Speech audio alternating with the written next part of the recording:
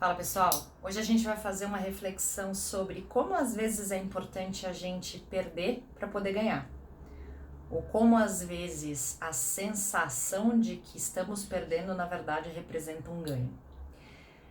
Vamos pensar o seguinte, muitos de nós, uma das coisas que representa, tem grande significado para o nosso cérebro é o status. Como a gente se sente com relação às outras pessoas. Se a gente se sente diminuído, geralmente o nosso cérebro se sente mal, se sente ameaçado. E se a gente se sente igual, ou se a gente se sente superior a outras pessoas num determinado ambiente, o nosso cérebro se sente à vontade com aquilo. E tem algumas pessoas para quem isso é particularmente verdade. E algumas dessas pessoas lutam aí com uma questão de vaidade e de orgulho. Quantos de nós, né? Somos vaidosos, somos orgulhosos, como a gente se preocupa com o que pensam da gente, com a imagem que os outros percebem em nós.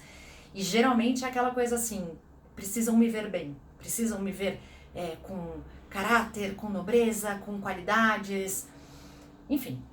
E aí, geralmente essas pessoas acabam gerando relações bastante cansativas. Isso tem um pouco a ver também com aquilo que a gente conhece da mentalidade fixa, que é um termo cunhado pela Carol Dweck.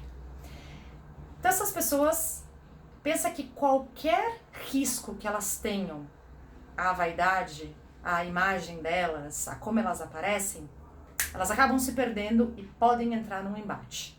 E elas não podem perder, porque a imagem delas não pode ser denegrida. A sensação, a percepção que os outros têm a respeito delas não pode ficar errada. Elas não podem ficar por baixo, elas não podem sair perdendo de uma situação. Pois é.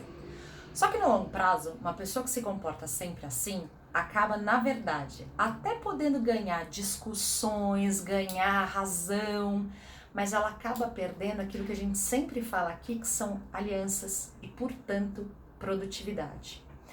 Veja, lidar com alguém que está o tempo inteiro tentando provar que é melhor, que sabe, que pode, é muito desgastante. Especialmente porque quando isso acontece e o outro está crescendo, isso significa que muitas vezes ele vai me diminuir. E eu não conseguirei vê-lo como um aliado, não conseguirei vê-lo como um parceiro, como alguém com quem eu posso contar. E isso afeta na minha capacidade de trabalho com essa pessoa, na minha capacidade de produtividade com essa pessoa.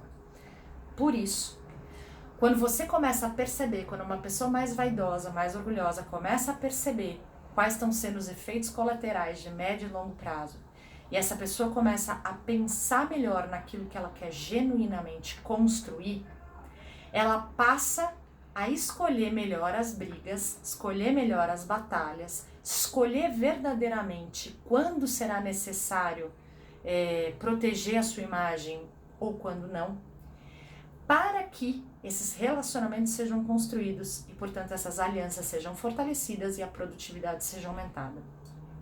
E quando isso acontece, como eu ouvi de um cliente meu, aquilo que parece perda num dado momento, na verdade, é um tremendo de um ganho. Então eu quero deixar essa reflexão com você. Não sei se você é alguém que lida aí com essa questão de vaidade, de status, de orgulho, se você conhece alguém que lide, que brigue com isso.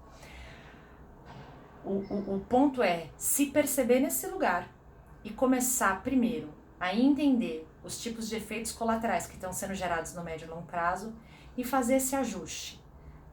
O que eu quero construir no médio e longo prazo e quais são as batalhas, quais são as discussões, quais são as competições que talvez ao longo do caminho eu vá ter que perder para poder, na realidade, ganhar e gerar ganho ao meu redor e para o contexto em que eu estou inserido. Essa é mais uma dica. Qualquer coisa a gente está por aqui. Tchau!